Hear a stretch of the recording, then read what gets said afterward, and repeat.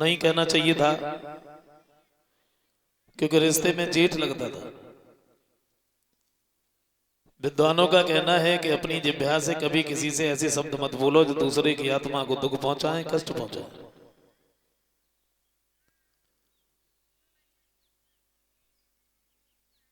और जो मीठा बोलते हैं उनका सब लोग बड़ा सम्मान करते हैं। और वशीकरण एक मंत्र है, तुम तज देव वचन कठोर।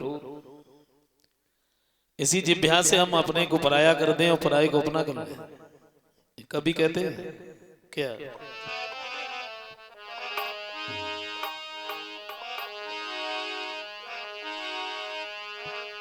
जो मीठा बोलते हैं उनका सब लोग बड़ा सम्मान करते हैं।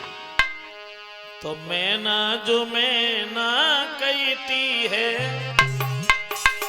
और पिंजड़े में पाली जाती है।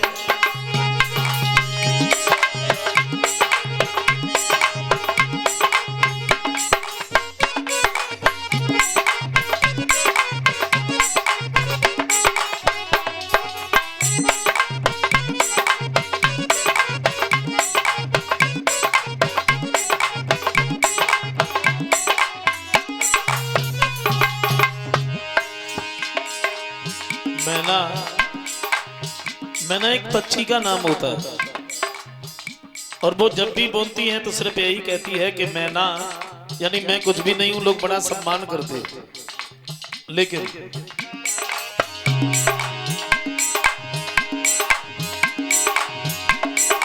मैना जो मैना कहती है और पिंजड़े में पाली जाती है। और बकरी जो मैं करती है वो गले छुरी फिरवाती है।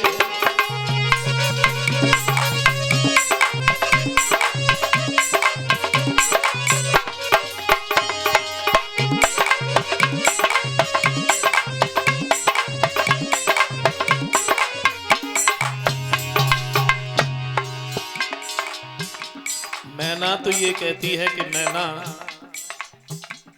यानी मैं कुछ भी नहीं हूं, तो लोग बड़ा सम्मान करते। और बकरी जो ये कहती है कि मैं, अभिमान भरा शब्द, और वो भाषा भी बदल जाती है। कब?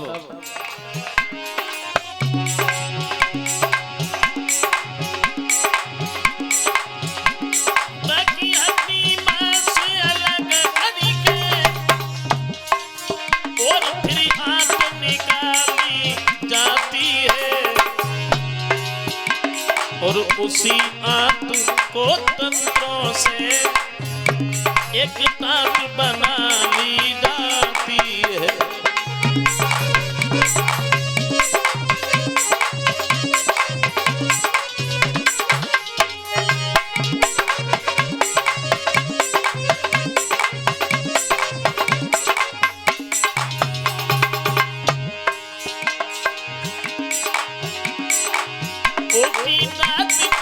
ले जाएंगे और दुनिया को दे दी जाती है। और जब उसका डंडा बजता है तब तू ही गाती है।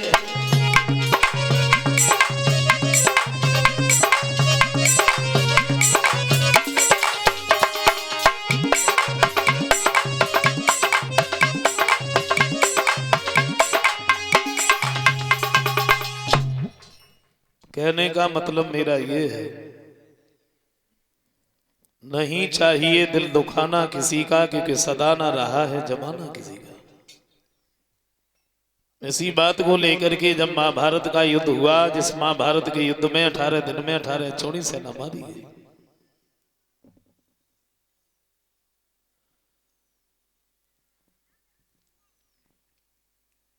दुर्योधन अंतिम सांसें भर रहा है। द्रोणी का पुत्र अश्वत्थामा पहुंच गया और जवाब दिया है, अंत समय में तुम्हें अगर कुछ देखने की इच्छा है तो तुम हमें बताओ। जवाब दिया, हमें और तो कुछ भी नहीं देखना है, देखना है तो पांडवों के सिर वो भी कटे हुए। तो अश्वत्थामा कहता है तुम बिल्कुल भी चिंता मत करो, आज ही हम जाएंगे छल से बल से किसी भी तरह से पांडवों की सिर काट करके तुम्हारे पास में लेके आए। रात का समय था, अश्वत्थामा जब चला तो भगवान कन्हैया इसकी चाल को समझ गए। श्याम सुंदर ने क्या किया, जिस जगह पर पांडव लेटे थे उन्हें वहां से उठाया, वहां लिटा दिया जहां पर उनके बच्चे लेटे थे, और बच्चों को उठा करके वहां लिटा दिया जहां पर पांडव लेटे थे। अश्वत्थामा नहीं समझा, बच्चों को पांडव समझ करके इनके सिर काट करके ले आया, दुर्योधन के सामने उन सिरों को पटक दिया और जवाब दिया है कि हम पांडव के सिर काट करके लाए। दुर्योधन कहने लगा तू तो ऐसे कह रहा है पांडव कोई गाजर और मूली हैं जो काट के ले आए, और जब सिर देखे कहा ये तूने क्या कर दिया, ये पांडव का, ये तो उनके बच्चे, और मैंने तुझसे ये तो नहीं कहा था कि तू बच्चों के सिर काट करके ले आ, ये तूने क्या किया। अब तो कोई हमारे वंश में ऐसा नहीं रहा जो वंश को आगे बढ़ा, पांडव कोई गैर तो है नहीं, है तो अपने। उन सिरों को देख करके दुर्योधन बहुत रोया और रोते ही रोते अपने प्राणों को छोड़ दिया। सवेरा जब हुआ है तो द्रौपदी अपने पतियों के दर्शन करने के लिए वहां पहुंची है, तो क्या देखा है उसके पति तो नहीं है बल्कि बच्चों के धड़ पड़े हैं, सिर वो भी नहीं, रुधिर इधर उधर बह रहा है। और जैसे ही द्रौपदी ने देखा तो दहाड़े मार मार करके रोने लगी। द्रौपदी की जब आवाज सुनी है तो सब लोग भाग करके सामने पहुंचे हैं, भगवान कन्हैया भी गए हैं। तो क्या देखा ऐसे आपने,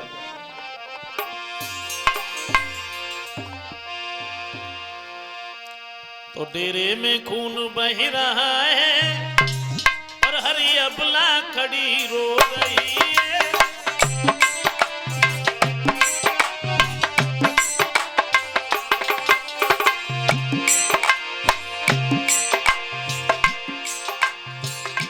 देखा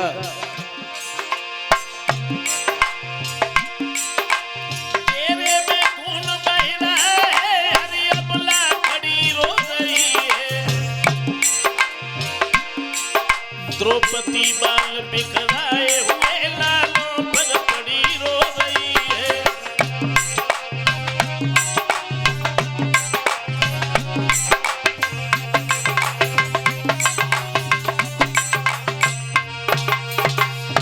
भगवान कन्हैया ने देखा है जो भी आता है वो रोने में लग जाता है।